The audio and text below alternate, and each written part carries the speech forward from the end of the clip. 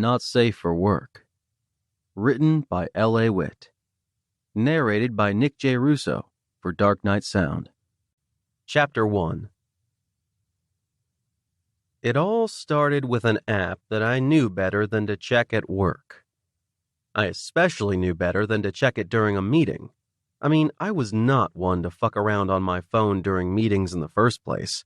If I did, I sure as hell didn't load anything besides my email and maybe some social media, just in case someone glanced over my shoulder. Most of the time, I sat there and paid attention, or, like I had in high school, at least made a damned good effort to come across that way, even when there was no rational reason for me to be parked in a chair in a conference room instead of working. I didn't bitch. Much. Not even when my boss inevitably bitched at me later for being behind on the project I physically couldn't work on while I was in meeting purgatory with her. That day, my patience ran out. I already knew I'd be working late tonight because every minute I spent in here, listening to the architects and the property developers drone on and on about every fucking detail of their newest project, was another minute I wasn't downstairs working. Once this meeting was over, my boss and the other architect would be on my ass about the model I needed to build, a to-scale rendering of the project they were all discussing. 90 minutes into this, I could already hear them asking why the hell I hadn't made any progress since lunch. So, fuck it. If they were going to kill my Friday night and likely my weekend, then I was mentally checking out. Perhaps not my most mature moment, but I'd been out of coffee for 45 minutes, so I didn't care. Carefully sitting back and leaning my binder up on the edge of the table, I surreptitiously propped my phone against the notebook. It was completely out of sight from anyone else in the room, and the sound was, of course, turned off. Perfect. Email? Check. Facebook? Check. Twitter? Check. Facebook? Again. Check. Meeting? Still going. I listened for a few minutes to make sure they hadn't gone off on some topic I needed to know about.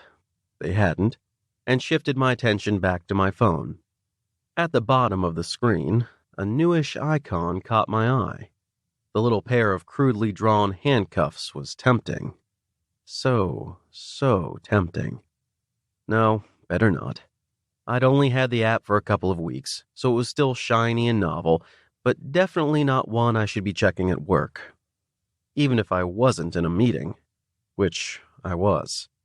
Then again, no one could see my phone. No one was discussing anything that needed my input. None of my crew, the drafters and modelers I worked with on a daily basis, were here to sneak a glance over my shoulder, hoping to catch something they could razz me about until the end of time. Nobody had to know. Oh, what the hell. I clicked on the app and got a little electric thrill when the searching for kinky singles in your area popped up. I hadn't had much luck on here lately, but I also hadn't checked it in a few days. And, well, hope sprang eternal. An app that found kinky people the way Grindr and Tinder found casual hookups? Hell yeah. Found 17 possible matches. 17? Last time it had been 14, so that was an improvement. I tapped Show Me Matches, which I'd already set to Sort by Proximity. Last time, the nearest potential match had shown as 5 miles away, which had been surprisingly close.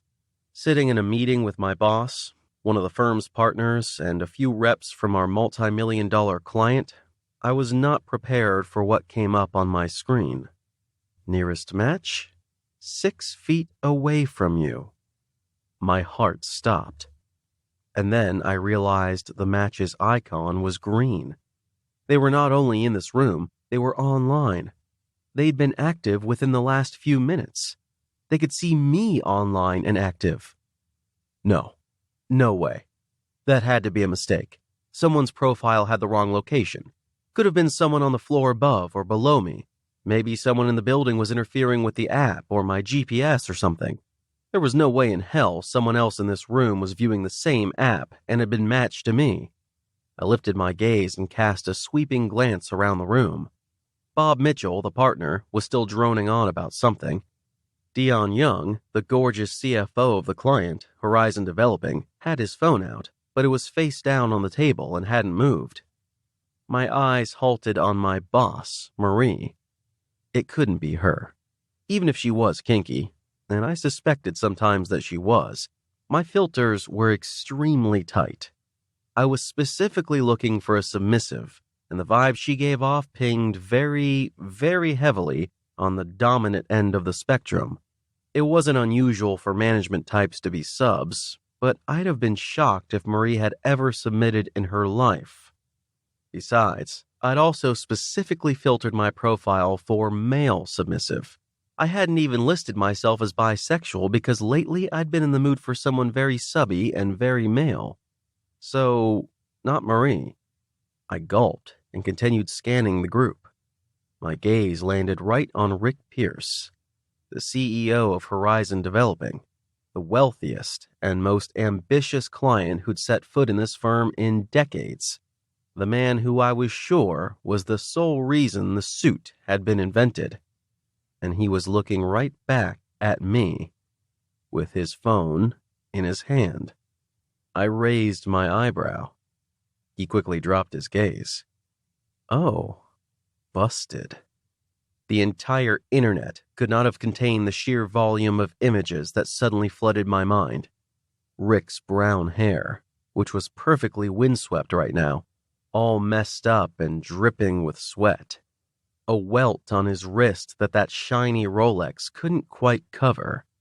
This powerful CEO who was always the very picture of boldness and elegance, kneeling naked at my feet, eyes wide and glazed, hands bound and shaking. And suddenly, my binder was hiding more than just my phone. Chin down, Rick stole a glance at me from the corner of his eye.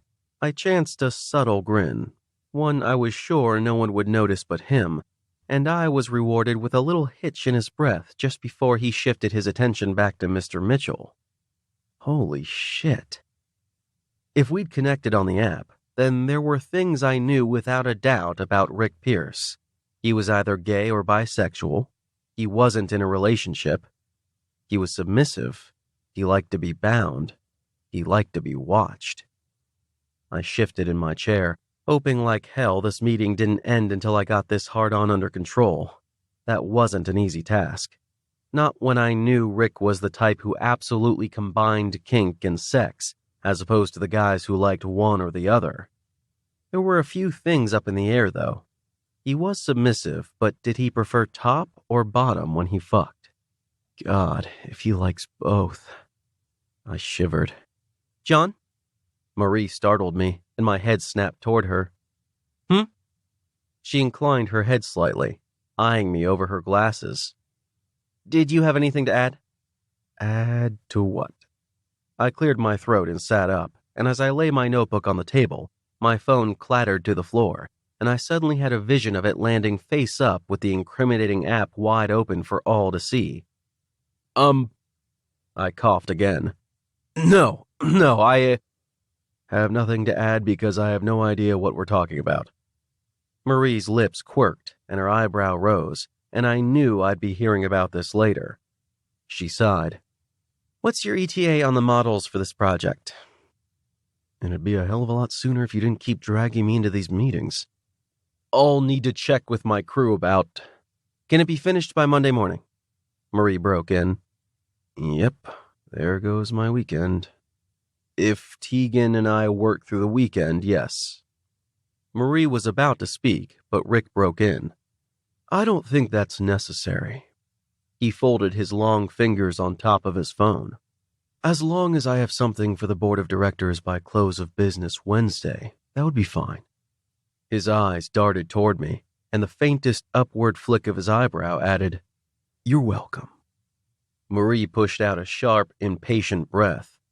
Okay, Wednesday morning then? Tuesday morning or you're dead meat, her arched eyebrow added.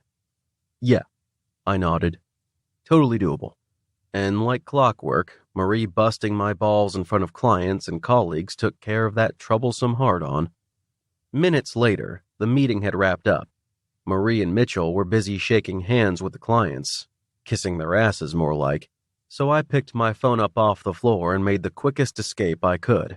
I stopped for a brief conversation with Horizon Developing's facilities director, who was really the only one I had any reason to talk to about this project, and then slipped out of the conference room. I suddenly couldn't decide if it was a blessing or a curse that Rick and Dion were here so often. Their near-constant presence was unusual, but then again, so was a client with that many projects going at the same time. So they were here all the time. They'd be here all the time even after today, even after Rick Pierce and I had connected where we had no business connecting. These meetings, which happened at least 2 or 3 times a week, were either going to get really interesting or really awkward. At the elevator, I pressed the down button and waited. Footsteps. Sharp, fast. Definitely dress shoes, but not high heels like Marie wore. I gulped as the steps closed in. It's him, isn't it? The brushed stainless finish on the elevator doors revealed nothing, not even a faint reflection to let me know if it was tall, broad-shouldered Rick, or his stockier CFO, or... He was suddenly right beside me, and no, it wasn't the CFO. The elevator dinged. The doors slid open. Without so much as a look beside me, I stepped into the elevator, and when I turned around, yep, there he was. He flashed a faint grin. Then he joined me. "Second floor," I said with just a hint of my Dom voice. Immediately, he pressed the button, followed by the parking garage for himself and the closed doors button. Standing beside me, facing forward, he waited until the doors had shut. Then, without turning, he said, "Does this mean your weekend is free?" I somehow managed to choke out, "It is now." He glanced at me, and there was that grin again. "You're a bratty sub, aren't you?" I shivered. A fully compliant submissive was fun, but nothing made my mouth water like one who needed some encouragement. I muffled a cough. "I kind of feel like I owe you a drink after that." He reached into his pocket, and just as the elevator stopped on the second floor, he handed me a card.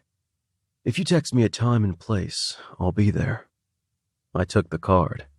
Disbelieving and more than a little dumbstruck, I stepped off the elevator. I stared at the card, and it took a second to realize he'd handwritten his cell phone number on it. This wasn't real, was it? I looked up to ask if he was serious, but the elevator doors shut, and he was gone. And I just stood there like an idiot. I had Rick Pierce's phone number in my hand and a list of his kinks in my back pocket. He'd all but extended the invitation. For a submissive, he was pretty forward. Not quite demanding, but certainly assertive, backing it up with those devilish looks that dared me to do something about it. Still standing there in front of the elevator, I grinned. Yeah, I'd have a drink with Rick. And then I'd use the weekend he'd secured me to let him know who was boss.